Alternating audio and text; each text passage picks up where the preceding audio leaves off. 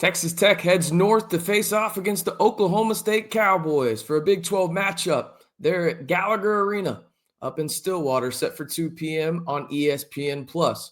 In today's video, we'll discuss the game and how Texas Tech looks to get back on track on the road, the odds, and much, much more.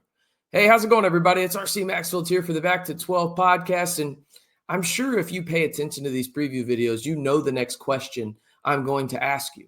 Head down to the pinned comment and you tell me your score prediction for number 12 Texas Tech at Oklahoma State. Let me know on the pinned comment below. We're about to break down the players to watch on the Cowboys side, what I think Texas Tech is going to do much better and much more. But let me know your score prediction before we get into it down on the pinned comment below.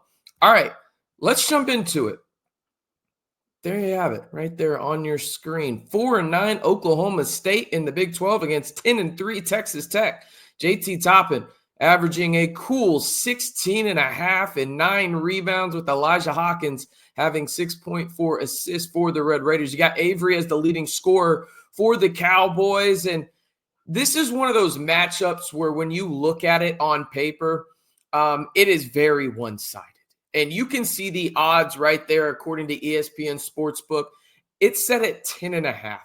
For those that don't know, typically the home team gets about 3 points, sometimes even 3.5, depending on the environment, right? Like typically Texas Tech is probably going to get closer to 3.5 at home because they have a historical precedent in terms of being historically good at home over the past decade. Same for Allen Fieldhouse, same for Duke, North Carolina, so on and so forth, right? So this right here is interesting from the standpoint of really, if this was on a neutral site, the Red Raiders would be 13.5-point favorites in theory, right? You look at some of the overall metrics in this one, 82 points per game for the Red Raiders compared to 72.9 for Oklahoma State. Probably not ideal for the Cowboys that they allow more points than they score. I hear that scoring more than your opponent is critical when winning basketball games and really any competition at all. Texas Tech is the better rebounding team. They're the better passing team. And really the thing that Oklahoma State thrives at is creating chaos on the defensive end and getting steals. As you can see, the last 5 games for Texas Tech, their lone loss coming out at number now 13, Arizona, by a score of 82-73. While it's been a back and forth affair for Oklahoma State, who lost on an absolute heartbreaker at TCU. I don't know if y'all have seen that TCU shot where they kind of heaved it, looking like Josh Hoover, their quarterback, on an inbound play, throwing about 50 feet down the court, catch it, throw it up, bang, 3 to win by 1 for the Horned Frogs and Jamie Dixon's crew over the Cowboys there on Wednesday night. But let's look at the standings, shall we, in the Big 12. As you can see on your screen right now, Texas Tech comes into this one alone in 3rd place in the Big 12. Now, the interesting aspect here, people, that I encourage you to look at is the scheduling for Saturday. Obviously, we're talking about Texas Tech facing off against Oklahoma State. But those 2 teams above Texas Tech, yeah, they face off against one another out in Tucson. I think if you're a Red Raider fan and you want them to have a chance to win at least a share of the regular Big 12 season title, hey, you're an Arizona fan. You're an Arizona fan on Saturday because that would get, Arizona a win. Sure, they go to 12-2. Obviously, you want Texas Tech to win. That would move the Red Raiders to 11-3. But most importantly, it would shrink the gap between 1 and 2 for Texas Tech in the sense that it would no longer be 2 games. They would only be 1 game back. So that would make things a lot more interesting. All right, let's go take a look at some of the stats in this one. As you can see on your screen right here, Texas Tech has the 2nd best offense in the Big 12, averaging 82 points per game. Got to go down a ways for Oklahoma State. It's almost a 10-point difference in terms of points per game for these 2 teams. Oklahoma State allows, more points than they score, as we mentioned earlier, 74.5, which is 2nd worst defensively in the Big 12. Texas Tech allowing nearly 7 points difference in this one. As you can see at the bottom of your screen as well, margin 14.5 for Texas Tech, 14.4 to be exact, while Oklahoma State has minus 1.6. So nearly, 16 points difference in terms of the margins there when it's all said and done. Now, when you look at the field goal percentage, Texas Tech is the best shooting team in the Big 12, while Oklahoma State allows the highest percentage. Okay, that's probably in favor of the Red Raiders, right? There's a reason that the odds say that Texas Tech is a double-digit favorite on the road in Stillwater right now. Now, you got to live up to it in terms of the expectations there, and I think Texas Tech will. Now, the more interesting part in terms of really overarching here, you look at it, Texas Tech shoots 38% from three as a team. One of the best shooting teams in the country, not just in the Big 12, right? Oklahoma State, again, allows a very high rate of threes, 35% to be exact. Texas Tech does not allow teams to shoot very well from deep, 32. Oklahoma State shoots 32 from three. But the aspect here is Texas Tech averages about 9.6 per game.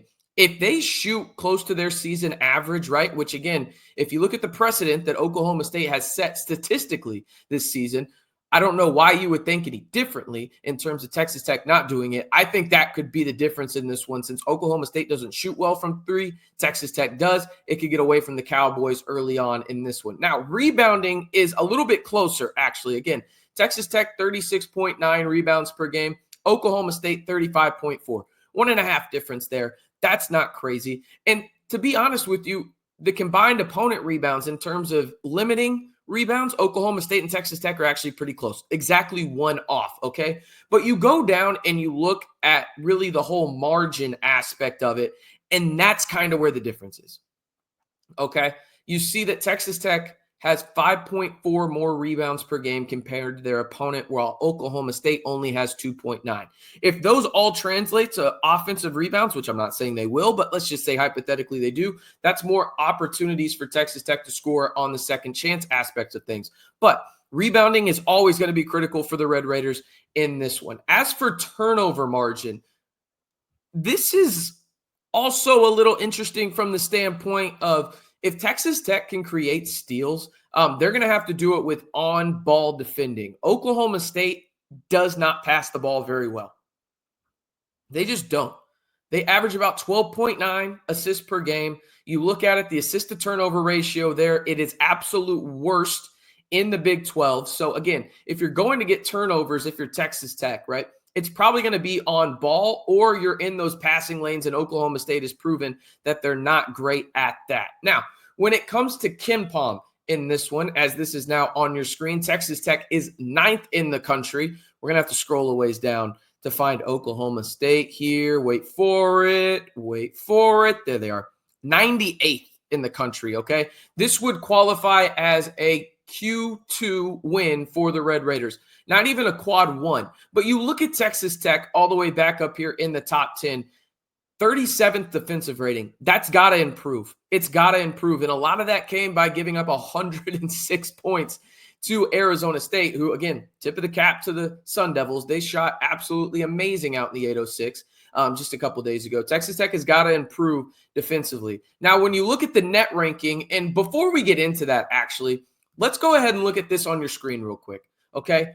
For a reminder for everybody watching right now, if you want to see if Texas Tech is currently a top 16 seed in the eyes of the committee, which I wholeheartedly think they will be, I think they'll probably be on the 4 line when it comes to the seeding.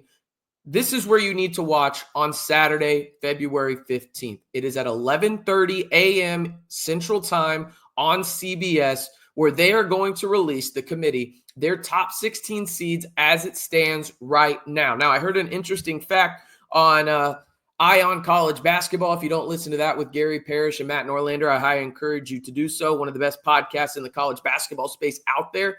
They mentioned that 92% of the teams, since they have started doing this, which is 9 years, and if you exclude the COVID years, since, well, we didn't play that year, right, in terms of the tournament, which I think is fair, 92% of the teams that are in or unveiled in their season in terms of the top 16 seeds have gone on to be in the top 16. So this is a really big indication on how the committee views things. And now, obviously, if you're a 1 seed, you have a lot more leeway when it comes to, slipping up here and there and still staying in the top 4. While if you're a 4 seed, there's going to be a lot more, fragility there in terms of moving back and forth from the 4 line, 5, maybe even 6, depending on what you fall to. We'll look at bracketology here in a second, but I kind of want to look at the net for Texas Tech. And as you can see, the Red Raiders are still a top 10 team in the country, according to net.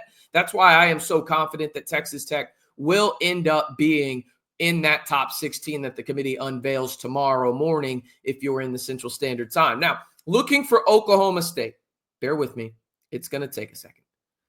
Keep on scrolling. Keep on scrolling. Keep on scrolling. Keep on scrolling. Boom. 96th.